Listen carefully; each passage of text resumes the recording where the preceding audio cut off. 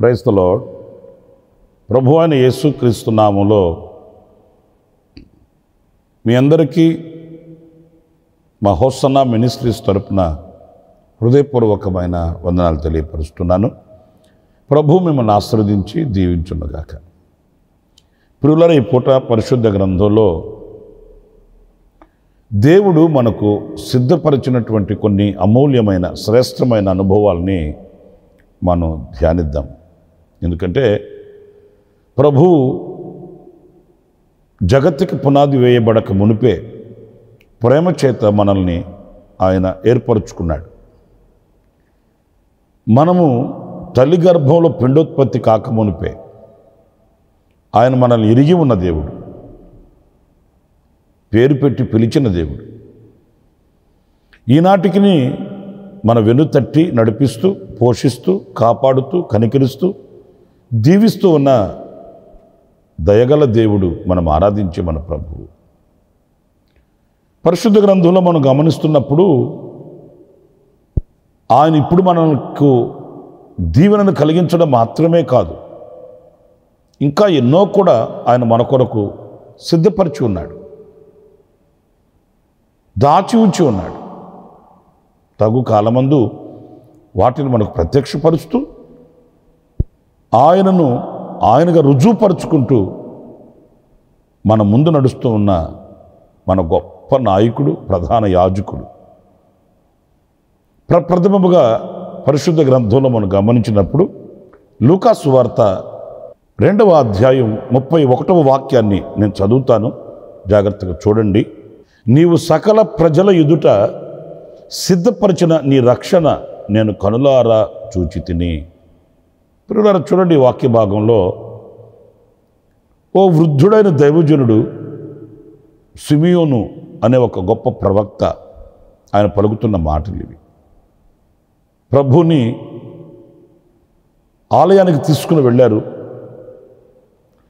ప్రభుని చేతులకి ఎత్తుకొని ఆయన పలుకుతున్న చక్కటి శ్రేష్టమైన అమూల్యమైన వాక్. నీ రక్షణను కనులారా నేను చూచి తిని, నీవు సిద్ధపరిచిన రక్షణను. మన ప్రభువు మన కొరకు ఆయన రక్షణను సిద్ధపరిచిన దేవుడు అంటాడు. కాదంటారా? ఈరోజు మనము ఎలా ప్రభువుని సమీపించాము? ఆ పరిశుద్ధ నామాన్ని మనం ఎలా ఆరాధించగలుగుతున్నాము? ఆయన కౌగిలిలో ఎలా దాచబడ్డాము?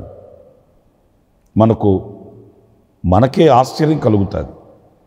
నేనేనా ఈ పరిశుద్ధుడైన దేవుడిని ఇలా ఆరాధించగలిగేది? దీనికి దోహదపడింది ఎవరు కృషి చేశారు? అందుకే పరిశుద్ధుడైన పౌలు అంటాడు, మీరు కృపచేతనే రక్షించబడ్డారు. ఈ రక్షణ కృప వలన మనకు కలిగింది. దేవుని కృప. ఆయన మనం తలంచుకొని మన కొరకు ఈ రక్షణను ఆయన సిద్ధపరిచి పెట్టాడు. లేకపోతే ఈ రోజున లోకంలో లోకస్తులతో కూడా ఏ మురికిలో, ఏ పాపములో, ఏ శాపములో మనం మగ్గిపోతుండేవాళ్ళమోనండి. ఒక్కొక్క సందర్భంలో ప్రభు అనుగ్రహించే ఆధ్యాత్మికమైనటువంటి అనుభవాలలో కలిగే రక్షణ ఆనందాన్ని అనుభవిస్తున్నప్పుడు ఎలా ప్రభువుకి కృతజ్ఞత తెలియపరచాలనో అర్థం కాదండి. ఎందుకంటే మనలాంటి వాళ్ళు ఎంతమంది లోకంలో నశించిపోతున్నారు. మనలాంటి వాళ్ళ లోకంలో ఎంతమంది కన్నీళ్ల మధ్య, ఆవేదనల మధ్య, ఆక్రందనల మధ్య అల్లాడిపోతూ తల్లడిల్లిపోతున్నారు. మరి ఏ మంచి చూశాడు దేవుడు మనలో? ఎందుకు ఇంతగా ప్రేమించాడు ప్రభు మనల్ని? ఎందుకు ప్రభు ఇంతగా మనల్ని ప్రేమించాడో అర్థం కాదండి. ఏనాడు ఆయన మన కొరకు సిద్ధపరిచిన ఈ రక్షణ ఇదిగో మనం అనుభవిస్తున్నాం ఈరోజు. ఆయన పాద సన్నిధిలో చేరి ప్రార్థించగలుగుతున్నాం. తండ్రి, ప్రభువా అని పిలవగలుగుతున్నాం. మనం యోగ్యులమేనా? మనలో ఏ అర్హతను బట్టి మనం ఆయన సమీపించామనంటే ఏది కూడా లేదండి. నా ప్రియమైన సహోదరులారా, ఆత్మలో ఆనందించగలుగుతున్నాము, ఆధ్యాత్మికంగా ఎదగగలుగుతున్నాము. ఏ అవసరత వచ్చినా ప్రభు పాదాల దగ్గరికి వెళ్ళి ఆయనకు చెప్పుకొని ఆయన దగ్గర మేలులు పొందుకొని ఈరోజున సంతోషకరమైన జీవితాన్ని ఇలా జీవించడానికి గల కారణం ఏంటంటే ఇది సిద్ధపరిచిన రక్షణ. అగాధంలో కొరకపోయే ప్రజలు మన కనులు ఎదుట ఉన్నారు. అపాయపు అంచులలో నిలిచి నడిచి సాతాను కబంధ హస్తాలలో నలిగిపోతున్న ప్రజలు కోకొలలుగా ఉన్నారు. ఇలాంటి దౌర్బల్యమైనటువంటి అనుభవాలలో మనం పడిపోకుండా దేవుడు మనకిచ్చిన రక్షణ ఎంత గొప్పదో, ఎంత శ్రేష్టమైనదో, ఎంత ఉన్నతమైనదో. ఆ రక్షణ ఆనందాన్ని చవిచూచిన వ్యక్తి ఆయన్ను స్తుతించకుండా ఉండలేడు. ఆయన ఇచ్చిన రక్షణను గుర్తించి గమనించిన వ్యక్తి ఆయన పాదాలను సమీపించకుండా ఉండలేడండి. ఆ దైవ దర్శనాన్ని ఏ క్షణం కూడా మర్చిపోలేడండి. నా ప్రియమైన సహోదరులరా, మీ అనుభవాలలో కూడా మీ కొరకు సిద్ధపరిచిన రక్షణ ఎంత గొప్పదో, ఎంత ఉన్నతమైనదో మీరు యోచించి కృతజ్ఞులై బ్రతకాలని దేవుని వాక్యాన్ని బట్టి నేను మీకు తెలియపరుస్తున్నాను. మరొక మాట, పరిశుద్ధ గ్రంథంలో మత్తయి సువార్త 25వ అధ్యాయం 34వ వాక్యాన్ని నేను చదువుతానండి. అప్పుడు రాజు తన కుడివైపున ఉన్న వారిని చూచి, నా తండ్రి చేత ఆశీర్వదించబడిన వారులారా రండి, లోకము పుట్టినది మొదలుకొని మీ కొరకు సిద్ధపరిచిన రాజ్యమును స్వతంత్రించుకొనుడి. చూడండి, ఈ వాక్య భాగంలో లోకము పుట్టినది మొదలుకొని మీ కొరకు సిద్ధపరిచిన రాజ్యము ఎంత భాగ్యమో. మనకు జన్మనిచ్చిన తల్లిదండ్రులు ఉన్నారు. వాళ్ళు శ్రమించి కష్టపడి రెక్కలు ముక్కలు చేసి ఈ లోకంలో ఏదో కొంత ఆస్తి, కొంత ధనము, ఇంత బలము. మరి ఈనాడు కొత్తగా టెక్నాలజీ పెరిగింది కదా, వాళ్ళ మూలాన ఆస్తులు, అంతస్తులు, భోగము, భాగ్యం మాత్రమే కాకుండా రోగం కూడా కొంచెం అంత అట్టిపెట్టి వెళుతున్నారు. డాక్టర్ గారి దగ్గరికి వెళితే ఆయన అడిగే మొదటి ప్రశ్న ఏంటంటే, మీ తల్లిదండ్రులకు ఏమైనా షుగర్, బీపీ లాంటివి ఏమైనా ఉన్నాయా అండి అని అడుగుతున్నాడు. అంటే వాళ్ళు ఏమైనా ఆస్తిగా ఇచ్చేసి వెళ్ళారండి అని అడిగినట్టే. ధనము, బలము, ఆస్తి, అంతస్తులు మాత్రమే కాకుండా ఈ మధ్య అవి కూడా కాస్త అట్టిపెట్టి మూటగట్టి నెత్తి మీద పెట్టి వెళుతున్నారు. కానీ అలాంటివి కాదు మన ప్రభు మన కొరకు సిద్ధపరిచింది. ఎంత శ్రేష్టమైనదంటే ఆయన మన కొరకు రాజ్యమును సిద్ధపరిచి ఉన్నాడు. రాజ్యము, ఆ రాజ్యంలో ఆయనతో జీవించడం అనేది అది మన భాగ్యంగా మనం ఎంచుకోవాలి. ఈ లోకంలో ఒక నీడ మనకుంటే ఎంత ఘనతో, ఈ లోకంలో ఒక చిన్న ఇల్లు ఒకటి సుందరంగా అమర్చుకుంటే మనం ఎంత గర్విస్తామో, ఎంత సంతోషిస్తామో, ఉల్లసిస్తామో, ఉత్సహిస్తామో. అది ఒక రాజ్యంలో, దైవరాజ్యంలో, అంటే దేవుడు మన కొరకు సిద్ధపరిచిన ఆ రాజ్యంలో మన బ్రతుకుని ఊహించుకుంటే, పరిశుద్ధుడు పౌలు చెప్పాడు కదా, మంచి పోరాటం పోరాడి తిని నా విశ్వాసాన్ని కాపాడుకున్నాను, నా కొరకు నీతి కిరీటం దాచబడి ఉంది. ఆ రోజున నేను ఆయన దగ్గర ఆ నీతి కిరీటాన్ని పొందుకున్నప్పుడు నా ఆనందానికి అవధులు ఉండవు అన్నట్లు పరిశుద్ధుడైన పౌలు చెప్పాడు. మన ఆత్మీయ తండ్రి దైవజన్ లేసన్ గారు కూడా ఆయన నోరార పాడేవాడు, ఇహలోక బంధాలు మరచి నీ ఎదుట నేను నిలిచి నీవిచ్చే బహుమతులు నేను పొందుకున్నప్పుడు ఏం చెప్పగలను, ఏమైపోతాడో నేను తన్మయమైపోతాను. నేను ఒక చోట నిలబడలేను, ఏమైపోతానో, ఆ ఊహకు అందని ఆనందాన్ని వ్యక్తపరిచి ఆయన పాడుకునేవాడు. నిజమే, దేవుడి రాజ్యంలో మనం ఆయనతో జీవించడం అనేది, ఆదాము పోగొట్టుకుని ఆ మహిమను, ఆ స్థానాన్ని మరలా మనం చేరుకోవడం అనేది, ఇది దేవుడు మనకు అనుగ్రహించిన గొప్ప భాగ్యం అండి. నా ప్రియమైన సహోదరులారా, ఆయన మనకు ఏనాడో మన కొరకై ఆయన సిద్ధపరిచిన ఆయన రాజ్యం నిషిద్ధమైనది, అసహ్యమైనది అక్కడ ఉండదట. స్వార్థ ప్రియులు లేని శాశ్వత రాజ్యమట, రాత్రింబవళ్ళు లేని దేదీప్యమానమైన పట్టణమట, సౌభాగ్యమైన సౌందర్యము కలిగిన సియోను నగరమట. ఎంత గొప్ప శ్రేష్టమైన జీవితమో! యుగాయుగములు మరణమే లేని ఆ శాశ్వత రాజ్యములో జీవాధిపతి అయిన ప్రభుతో మనం జీవించబోతున్నాము. దేవుని పరిశుద్ధ నామానికి మహిమ కలుగునుగాక. అది దేవుడు మన కొరకు సిద్ధపరిచిన రాజ్యం. మరొక మాట, కీర్తనల గ్రంథం 23:5 చరణంలో మనం గమనించినప్పుడు ఒక చక్కని అనుభవం కనిపిస్తుంది. నా శత్రువుల ఎదుట నీవు నాకు భోజనము సిద్ధపరచుదువు, నూనెతో నా తల అంటియున్నావు, నా గిన్నె నిండి పొర్లుచున్నది.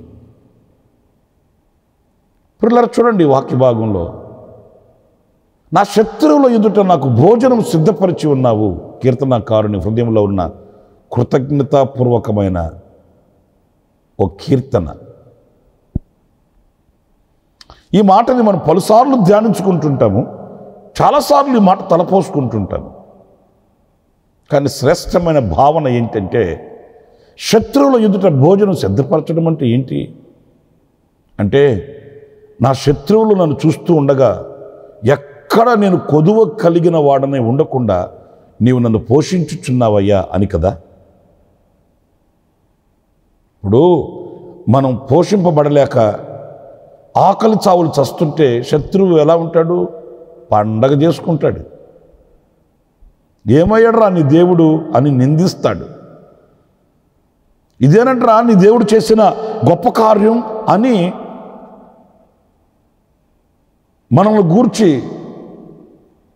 చిన్నచూపు చూస్తాడు. అలా కాకుండా నా శత్రువుల ఎదుట నీవు నాకు భోజనం సిద్ధపరిచావు అంటే అర్థం ఏంటంటే, నా శత్రువులు నన్ను చూసి అతిశయించకుండానట్లు నన్ను పోషించుచున్న పోషకుడవు, కాపరివి నీవు కదా నాయనా. నా ప్రియమైన సహోదరులారా, మన శక్తితో మన బలముతో కాదు మనం పోషించబడేది. చాలా కొంతమంది భ్రమపడుతుంటారండి. నా శక్తి యుక్తులు వడ్డీ నేను సంపాదిస్తున్నాను, నా జ్ఞానం నాకు ఘనతనిచ్చు. తప్పు. మన జ్ఞానమే పాటిది, మన బలమే పాటిది, మన శక్తే పాటిది. ఈ రోజున శుభ్రంగా మనం భోజనం చేసి కంటి నిండా నిద్రపోగలుగుతున్నాము, సమాజంలో ఒక విలువ కలిగిన వ్యక్తిగా మనం బ్రతుకుతున్నామనంటే ఆ పోషకుడు ఆయన. వివేకంతో ప్రవర్తించేటట్లు కృప చూపిస్తున్నాడు, కష్టపడి సంపాదించుకునే ఆరోగ్యాన్ని ఇస్తున్నాడు, బలాన్ని ఇస్తున్నాడు, మనం చేసే ప్రతి కార్యాన్ని సఫలం చేస్తున్నాడు. ఈ ఘనత అంతా ఆయనది కాదా? ఆయనకి చెందవలసిన ఆ ఘనతని మనం ఎందుకు దొంగిలిస్తున్నాము? ఆయనకి చెందవలసిన ఆ క్రెడిట్ మనం ఎందుకు తీసుకుంటున్నాము? నేను చాలా చదవరిని, నేను చాలా టాలెంటెడ్ పర్సన్ని, నా సామర్థ్యతను బట్టి నేను రాణించగలుగుతున్నాను. చాలా చాలా చాలా తప్పండి. అంత సామర్థ్యత కలిగిన దావీదే, నాయనా నీవు నాకు ఈ భోజనమును సిద్ధపరిచింది, నీవు నాకు పోషకుడవు, నీ చేత నేను పోషింపబడుతున్నాను. చూడండి ఎంత నిగూఢంగా ప్రభుని ఆరాధన చేస్తున్నాడు. నా శత్రువుల ఎదుట నీవు నాకు భోజనం సిద్ధపరిచావయ్యా. ఈనాటికే కాదు, రేపటికే కాదు, నా బ్రతుకు దినములన్నిట కృపాక్షేమాలు నన్ను వెంబడించున్నట్లుగా నా పోషకుడవు నీవు నన్ను ఆదరించుచున్న దేవుడవు నీవు. నూనెతో నా తలంటి ఉన్నావు. నా శత్రువులు చూస్తూ ఉండగానే నన్ను అభిషేకిస్తున్నావు. నా అభిషేక తైలముతో నన్ను నింపావు. ఇది నీవు సిద్ధపరిచింది కాదా? అవును. ఈరోజు మనల్ని మనం చూసుకొని ఎప్పుడు సిద్ధపరిచాడు ప్రభు మన కొరకు అంటే, ఆయన ఆకాశ పక్షులను పోషించుచున్నవాడు కనుక ఏనాడు ఆకలి చావులు చావకుండా, కరువులోనైనా మన ప్రాణములు సొంబసల్లిపోకుండా ఆయన భోజనం సిద్ధపరిచి, అంటే మనకు పోషకుడుగా నిలిచి ఆయన మనకు సమస్తం సిద్ధపరిచి అనుగ్రహిస్తున్నాడు. ఈరోజు మనం అనుభవించినవన్నీ ఈరోజు కాదు, ఎప్పుడో మన ప్రభు మన కొరకు వాటిని సిద్ధపరిచి అనుగ్రహించి ఉన్నాడు. ఈరోజు మనం పొందిన కృప ఈరోజుది కాదు, ఎప్పుడో మన ప్రభు మన కొరకు ఆయన అట్టిపెట్టి సిద్ధపరిచి పెట్టాడు. గనుక ఆయన సిద్ధపరిచిన ఆ భోజనం లేక ఆయన మనకు పోషకుడుగా ఉండి నడిపిస్తున్న విధానం ఎంతో శ్రేష్టమైంది. మనం ఆయనకి కృతజ్ఞులమై స్తుతి చెల్లించాలి. ఆఖరిగా మరొక్క మాట కూడా నేను మీకు జ్ఞాపకం చేస్తాను. ప్రకటన గ్రంథం 22వ అధ్యాయం 12వ వాక్యాన్ని నేను చదువుతున్నానండి.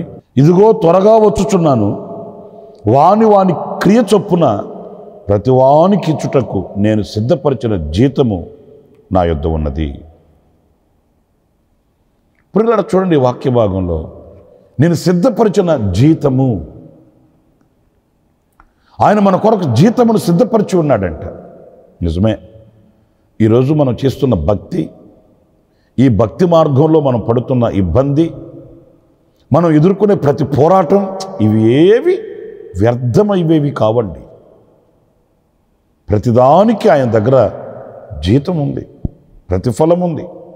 ఆయన ఇస్తాడు మనకు ఆ ప్రతిఫలాన్ని. నేను త్వరగా వచ్చుచున్నాను, నేను మీ కొరకు సిద్ధపరిచిన ఆ జీతాన్ని నేను ఇస్తాను, అంటే ఆ ప్రతిఫలాన్ని నేను ఇస్తాను. ప్రియులారా, ప్రభు కొరకు మీరు ఏం చేసి ఉన్నప్పటికీ కూడా, ప్రభు కొరకు మీరు ప్రయాసపడినారా? ప్రభు కొరకై నిందలు అనుభవిస్తున్నారా? ప్రభు కొరకై అవమానాలు పొందుతున్నారా? మీరు ఏది అనుభవిస్తున్నప్పటికీ కూడా వ్యర్థం కాదు అని మీరు గ్రహించాలి. నేను ఎందుకు పడాలి, నేను ఎందుకు కష్టపడాలి, నేను ఎందుకు కన్నీరు కార్చాలి, నేను ఎందుకు వాళ్ళ దగ్గర తల వంచాలి అని మనం ఎప్పుడు అనుకోకూడదు. మన ప్రభు కొరకై మనం దేనిని చేయుటకైనా సిద్ధపడాలి. ఎందుకంటే దాని కొరకు మనకు జీతం ఉంది కదా, దాని కొరకు మనకు ప్రతిఫలం ఉంది కదా. మోషే పెద్దవాడైనప్పుడు ప్రతిఫలముగా కలగబో బహుమానం మీద దృష్టి నిలిపి, చూసారండి,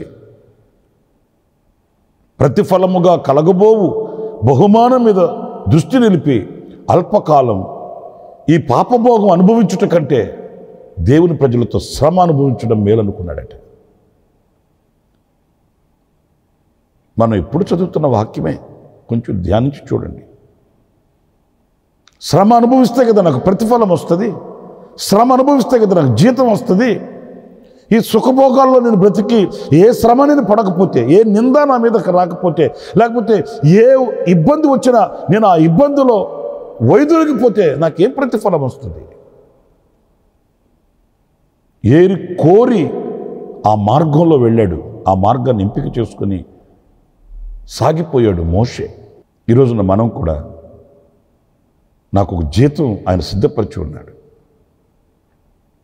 ఆ జీతాన్ని నేను పొందుకోవాలి, ఆ జీతాన్ని నేను తీసుకోవాలన్న ఆ కుతూహలం, ఆ ఆశ మన హృదయంలో ఉండాలి. ఆయన ఇచ్చే జీతం ఘనమైనది, ఆయన ఇచ్చే ప్రతిఫలం శ్రేష్టమైనది. వాని క్రియలకు తగిన ప్రతిఫలాన్ని ఆయన ఇస్తాడన్నప్పుడు మన ప్రభు కొరకు చేసిన ఏ ఉన్నతమైన కార్యమైన వ్యర్థం కాదు, ప్రతిఫలం తెస్తుంది. కనుక ఈ లోకంలో ఆయన సిద్ధపరిచిన అమూల్యమైన శ్రేష్టమైన వాటిని గుర్తించి గమనించి ఆనందంతో ముందుకు సాగుదాం. అలాంటి కృప ప్రభు మనందరికీ అనుగ్రహించునుగాక. ఆమేన్. తలలు వంచండి, ప్రార్థన చేసుకుందాం. కృపా సత్య సంపూర్ణుడ జీవాధిపతి ప్రభువా మీకు వందనాలు చెల్లిస్తున్నాను. మీరు మా కొరకు సిద్ధపరిచినవి ఎంతో శ్రేష్టమైనవి